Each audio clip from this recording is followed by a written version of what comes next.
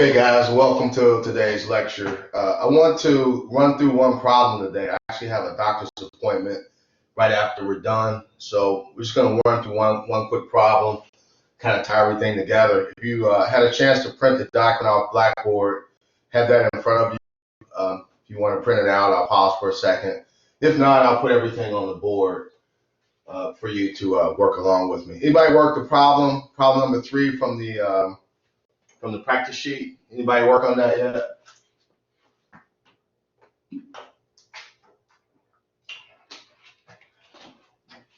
I'll give you more time to work on it, and then either you guys can share solutions or I'll post it.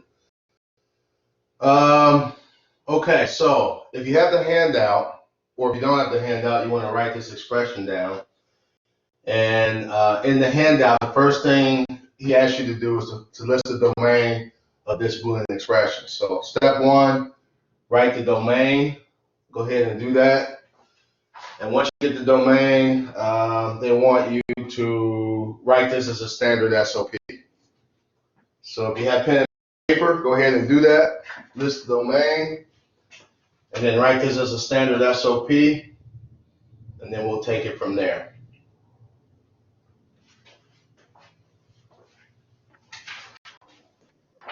Is that middle B supposed to be knotted? Hold on a second. Let me adjust my audio a little bit.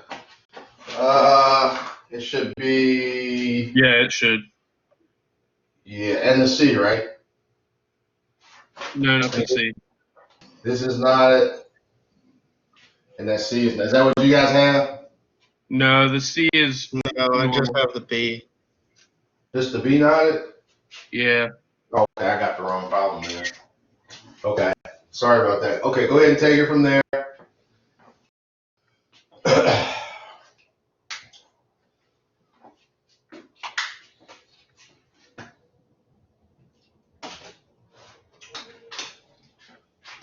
So what do you get for the domain?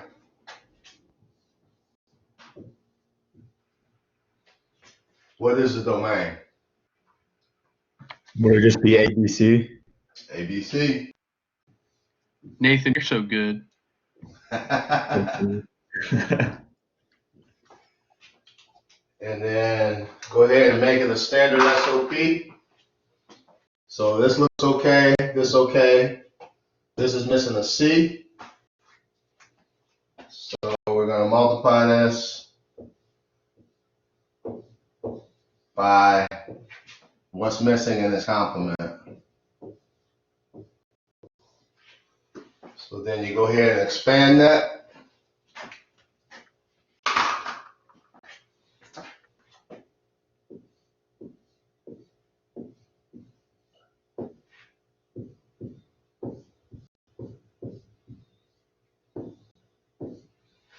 And once you expand that, you get ABC, you get ABC bar.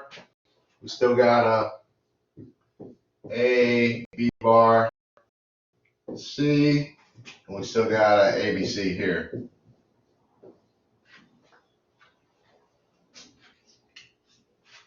So what's next?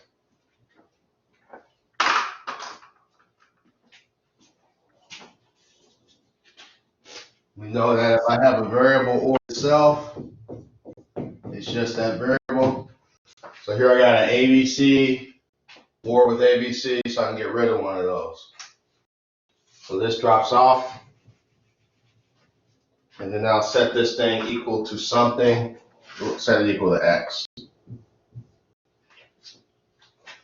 So there's your standard SOP from the original SOP. The next thing he wants you to do is to build a truth table from this. And when you build the truth table, he wants you to find the POS for this term.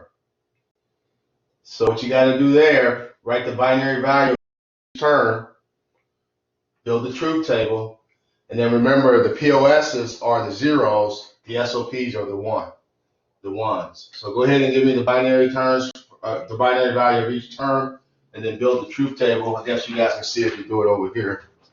You go ahead and do it, and I'll do it on the board.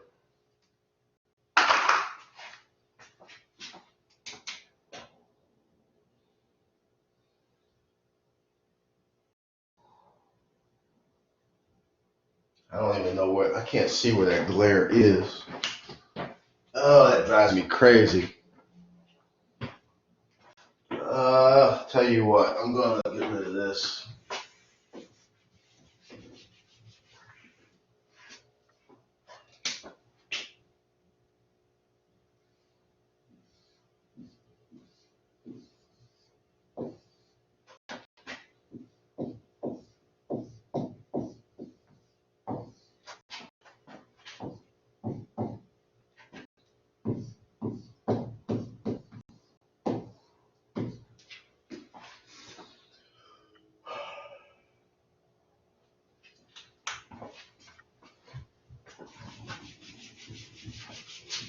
Okay, so if you write the binary value of each one of these terms, remember a variable you write as a 1, the complement of a variable you write as a 0. So this is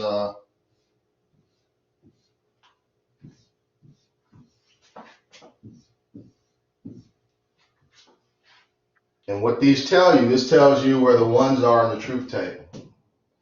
So you'll go ahead and build your truth table. I got 3 variables. Remember the number of rows in the truth table is 2 to the n, where n is the number of variables. We got 3 variables, so we need 8 rows. So I'll build my truth table.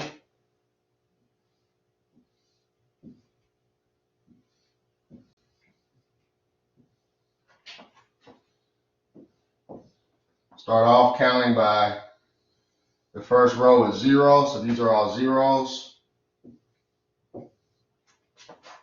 And then we'll alternate every other bit here. So this is a 0, 1, 0, 1, 0, 1, 0, 1.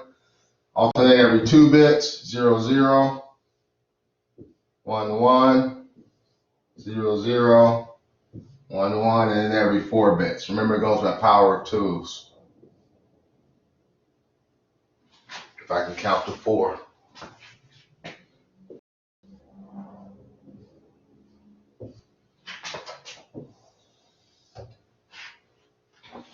Okay, so each term here in the SOP points to a 0. So each term here in the SOP points to a 1.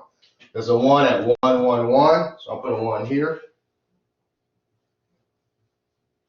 There's a 1 at 1, 1, 0, so I'll put a 1 here. And there's a 1 at 1, 0, 1, so I'll put a 1 here. So every other row is 0. I'm going to leave the zeros out because what they want us to get is the POS.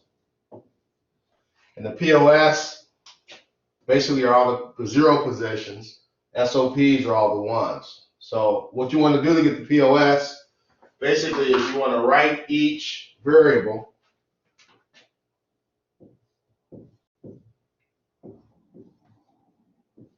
you want to OR them together, and then you want to check for zeros. If I have a 0, I'm going to knot the variable. If it's a 1, I'll just leave it as a variable. So these are all zeros, so these are knots. And then what you would do is do that for every 0 in the truth table. You go ahead and do it. I'll pause while you do it. I'll go ahead and put it up here while you guys do it on your paper.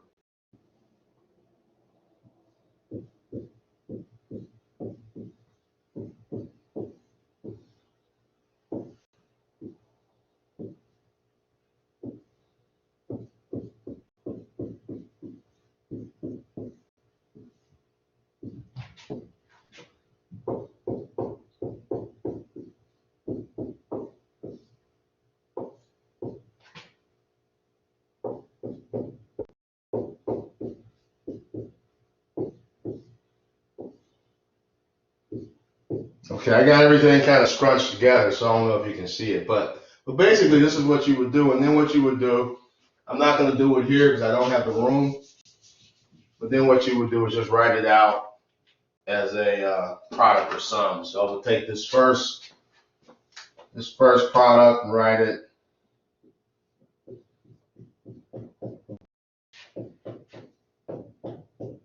And I take the second one and do the same. I would do that with all of these and set it equal to some variable. Now, this is the only time you'll ever have to do this for me. I'll never ever ask for a POS. What's important for us are the SOPs, because when you write a PLC program, that ladder rung is actually just basically a really long SOP. So the POSs don't really have application. I think the point of it was to show you that you can get the POS for an expression if you had to do it. So I'm not going to finish this, but I think you guys get the point. So we've done the domain, we've written the standard SOP, we built the truth table, and they want us to K-map this. Put that in the K-map. Now when you K-map it, what happens is, the way you know where to put the ones, this actually points to the ones in the truth table, but also tells you where to put the members of the truth table, of the K-map. So I put a 1 at 111, there's a 1 at 111. So when the cell number, the binary number 111 in the truth table, in the K-map, I will put a check there. You put a check in this cell, I put a check in that cell. That's how you map a truth table or a standard SOP. So go ahead and draw your K-map. It's a 2x4 K-map.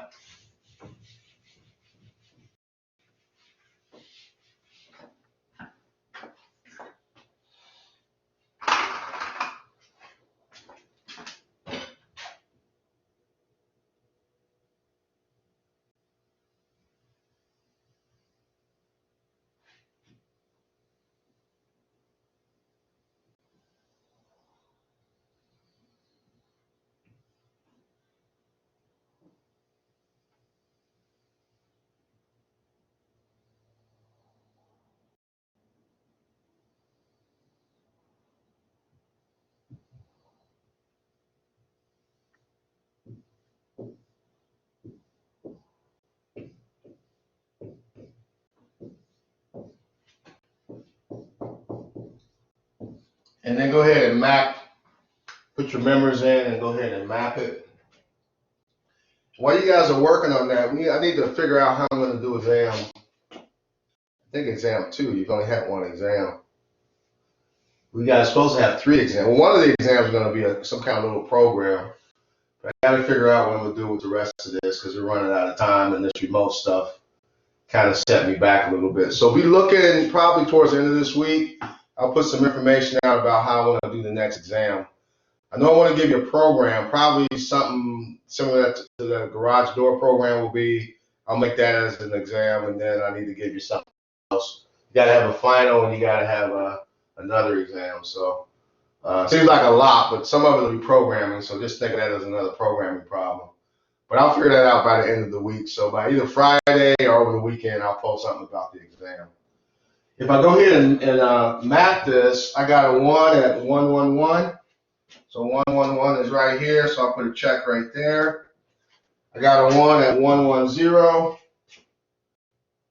110 is right here, so I got a check there. I got a 1 at 101. 101 is right here. So I only have 3 members in this truth table. So that means I have, the way it's written, I have 2 groups. So I got a group this way.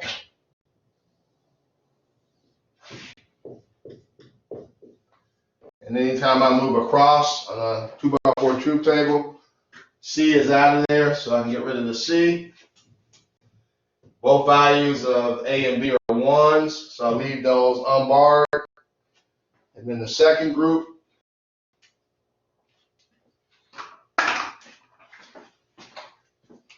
I move up and down. It looks like B changes state, so I'll get rid of the B.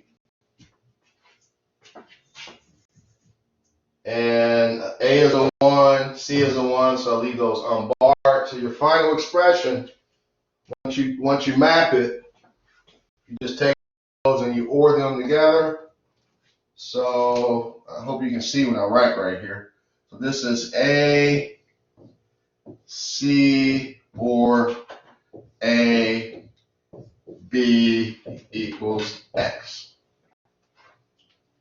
So there's our minimized expression. And now I want you to write the gates for this expression. Now, if you wanted to, you can actually, I'm going to get rid of this truth truth table, K-map. If you wanted to, you can even make this a little more simple if you factor the A out. So if I factor the A out, normally you just leave it like this because each one of these could be either a whole row or in a truth table. I keep saying in a PLC program, but you can factor that A out if you want and get A, C, or B. If you do that, you reduce the gates or you reduce the logic by one gate. So we'll do both of these. We'll just do both of them. So I want you to write the gate, implement this using logic gates, and then want you to implement this using ladder logic. So go ahead and let's just do both of these. They're equivalent, but we can compare the two. Go ahead and implement the first one using gates, and then implement the second one using gates. And then we'll do the same thing in ladder logic.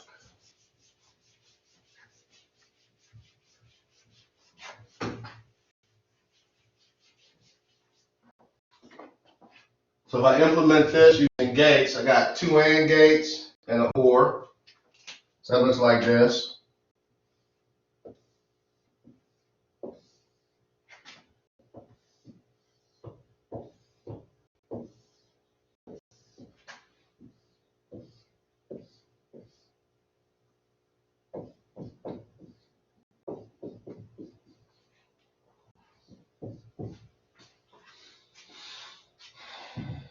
If I do the same for this one, this time I got an OR gate.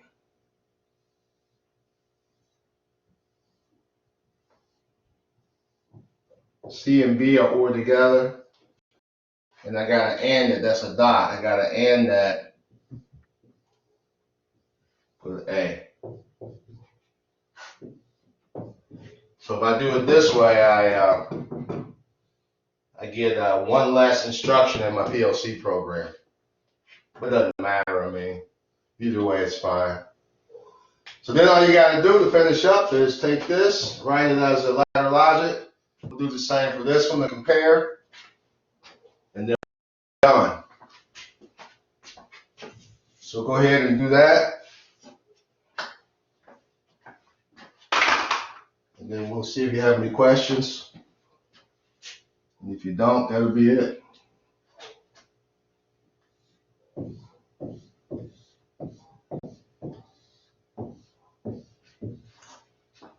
So I have A, C, I have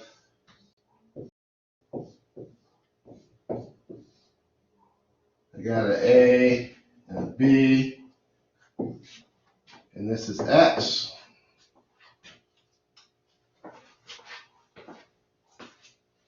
And then for this one,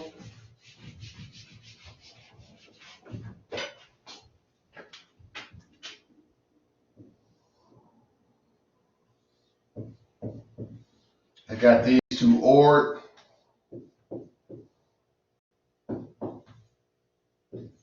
and I got to end it with A.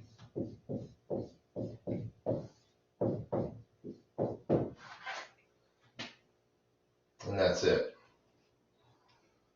So we'll just practice a couple more of these, and then I'll give you some kind of problem where you kind of pull everything together that we talked about in the last week and a half, and then we'll see what happens after. Anybody have any questions for me? Professor Ron, how can I check on revise over? How do you when you did the ticks for the K-map, how can I revise over that? I was just curious. Ask your question again. I didn't hear you. When you made the K-map from the truth table to put the tick marks and everything, I was wondering how to revise over that because I'm not sure how to get that done. So how you're asking when we went from the truth table to the K-map, how's that done? Yeah. Okay, so we did that. Anybody I'm gonna erase this so you guys can watch this in the video if you didn't copy it. I'm sure you figured it out, it's pretty simple. We haven't done anything hard yet.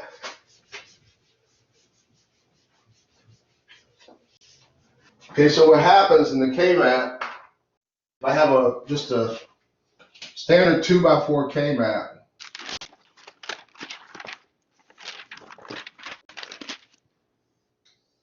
Let me make that bigger.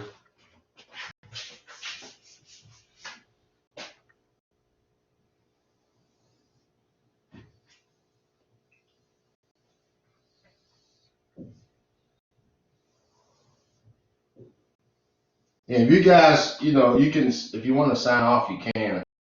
You don't have to stay for this unless you want to. So in the K-map, remember, what you got to get right is the numbering first. So you got to get the numbering right. You're counting in binary, but the count goes like this: 0, 1, 2 is down here, and then 3, but you do it in binary. So this is 0, 0, 0, 1, 1, 0, 1, 1. That's 0, 1, 2, 3.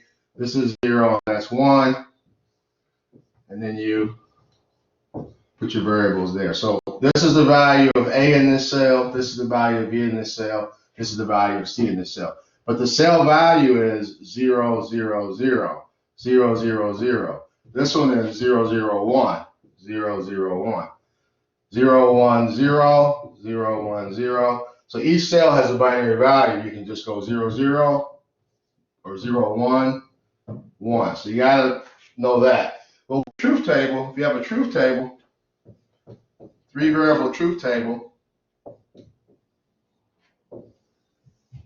this is 0, 0, 1, 0, 0, 0, 1, 0, 1, 0, 1, 0, 1, 0, 1, 0, 1, 0, 1. 1, 2, 3, 4, 5, 6, 7, 8. Let me make that a little better.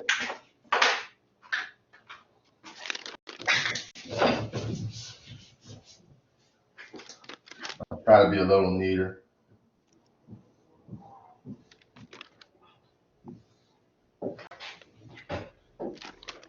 Oops.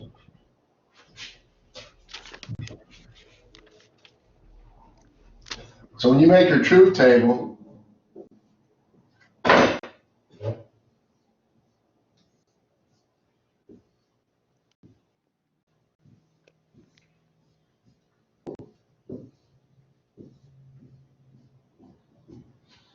and let's say in the truth table, I got a 1 here, a 1 there, a 1 there, and a 1 there. All you got to do is, this is in row 0, 0, 0. So I will put a member over here in cell 0, 0, 0. So I will put a check right here. And then this one I have a 1 here. That means I'll put a member over here at 0, 0, 1. So there's a 1 right here. I'll put a check right here. And then you'll do that for each one. I got a 0, 1, 1. I got a 1 there. So 0, 1, 1. Already did that one, 0, 1, 1. 1, 0, 1. I'm missing one. Wait a minute. The bottom I got right. 0, 0, 0. I got one at 0, 0, 1. I need one at 0, 1, 1. So there should be a 1 right here. Okay. And I got a 1 at 101. So the bottom right. Bottom right, somebody said 101. There's one right here. And that's it. And then you just group them together. So the binary value of each cell just kind of maps right to the row of the truth table. Just got to get the numbering right here and over there. Got it. Thank you. Anybody else? And what is you were explaining in one of the previous lectures about the thing like with the 2x4 when it maps over, when it like flips over? I was wondering what that was. Yeah, wait, let me turn my audio up because I got another guy that borrows this, and every time I get the audio right, he comes in here and, but look at all those jackets in Elijah's room. You must have some money, buddy. I got like one jacket and 2 or 3 pair of pants. I'm sure you guys are aware of that right now. I can't even believe you can see that. That's a pretty good camera you got. I'll put on my favorite jacket for you. Do that next time. All right, so what we said was,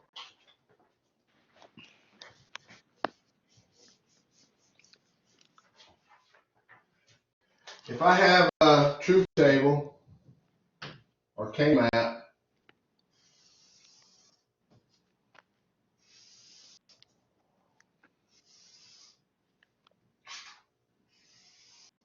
Now number these cells.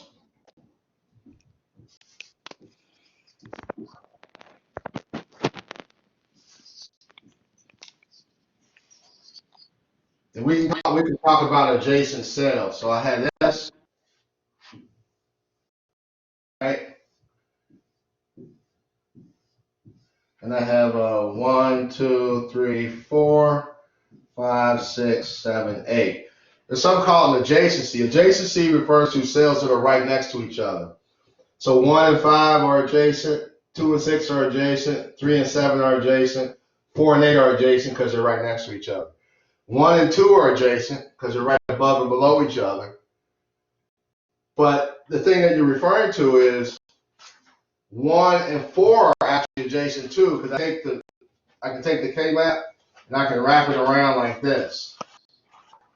So that the top of this and the bottom of this connect. So since they connect, 1 and 4, 5 and 8. like that. 1 is actually adjacent to 4, Mm-hmm. and 5 is actually adjacent to 8. Right. 1 and 6 are not adjacent. Adjacencies don't work on the diagonal. So Yeah. 1 and 6 are not adjacent, 5 and 2 are not adjacent. If I have a bigger map, a 4 by 4 is the same thing. So what's the significance of that? Well, the significance is, go back to this.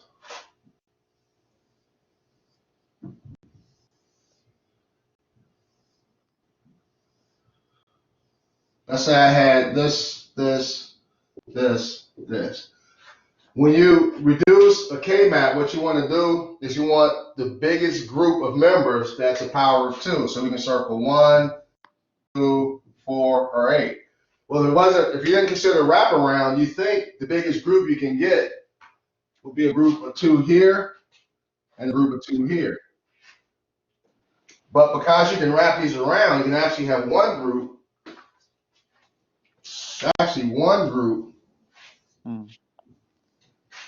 with 4 members. And so you're going to actually, this is kind of a bad example, but if I had a bigger K-map, you actually get rid of more variables or complements of variables, which is the whole purpose of K-mapping.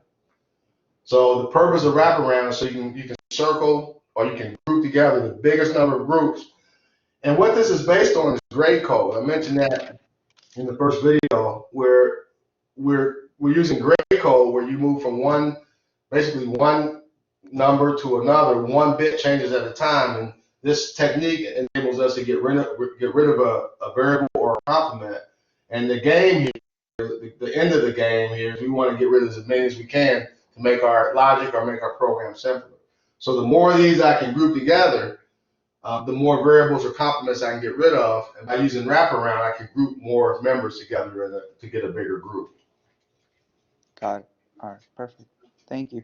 Anybody else? Look at that jacket. Wow. All right. I really like that. Project, is it gonna be on Logic? What'd you say? For our final project, is it gonna be on Logic Pro? Well, I'm thinking about that. I'm probably going to end up. Here's probably what's going to happen because you've only had one exam. Is that right? Mm-hmm. And when is the last day of class? April 30th. That's the last day of final exam. So April 23rd will be the last day of classes. Okay. So probably what I'm thinking about to make it easier, you guys, and we just with this remote thing, I don't want to pass out. I have tests already done, but I don't want to pass those out because I have to reuse those questions. And when we do face-to-face meetings again, I don't want to have to redo all my tests. So probably what I'm going to end up doing, one of the things we have to study, like the last week, we'll do, there's a human-machine interaction or interfacing. So I'll probably give you a project that you do on your own. I'll probably count that as an exam. That's what I've been thinking about. And then I'll give you one program that you can do, a really simple program, probably based on the garage door. And then I'll give you one more analytical exam. So I think if I do that, I can fit it in the time that we have left. I mean, don't quote me on that, but that's kind of what I'm thinking about. Friday or over the weekend, I'll let you know for sure. But I'm looking at giving you one more exam that you do, a take-home exam, you do an analytical exam. One will be like a research project. I'll give you materials, I'll give you some questions, you ask your questions. I count that as an exam. I definitely want to have one more program. I can make it a big one, I can make it a small one, but we don't have a lot of time with this virus and all. I just kind of want to be done. I don't know how you guys feel about it, but I just want to kind of get things over with. So at least one more analytical exam, and then you'll look for a program, and then probably like a project. I'll give you some research project or something like that, and I'll let you know for sure by Sunday night. Is that fair? Yes, sir. The only reason I asked is because my Logix program expired and I cannot like do anything on it apart from open files or anything that I previously have. Oh, you download the free version? I had the textbook and I put the CD in, but I never got a code or anything to like make it I into wonder, did you ever try to download the free? If you uninstall it and try to download the trial version, would that work? Ooh, okay, I'll try that. Yeah. Why don't you try it? If I give you, but probably what I'm going to do is, since you've already done the garage door, but you did the traffic simulator, I can either do something based on the traffic simulator or the garage door simulator. Okay. And if I do the garage door, you're already familiar with it. And all you got to do is I'll have you do something simple just to show me that you Mhm. can kind of halfway do this stuff. And then I'll give you credit for it. So you won't, if you download the trial version, you can't print, but you can just send me screenshots of it. And who is that, by the way? Who am I talking to? So Josh.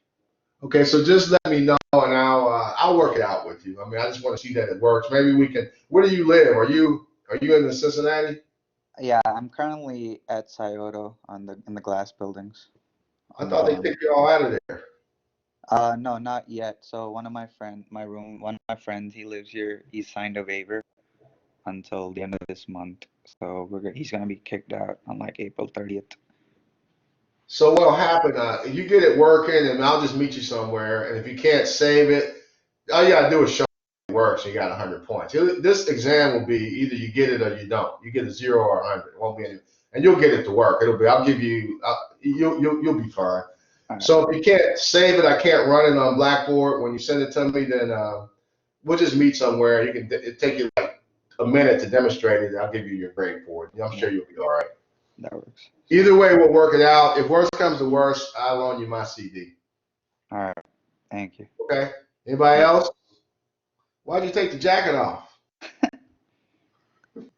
That red and that black kind of goes together. It's a lot more tighter than it used to be. Oh, okay. It's small now. Well, guys, I got a doctor's appointment, so you stay safe, and I will see you guys on Friday. Yes, sir. Thank you. All right. Go on. Thank you.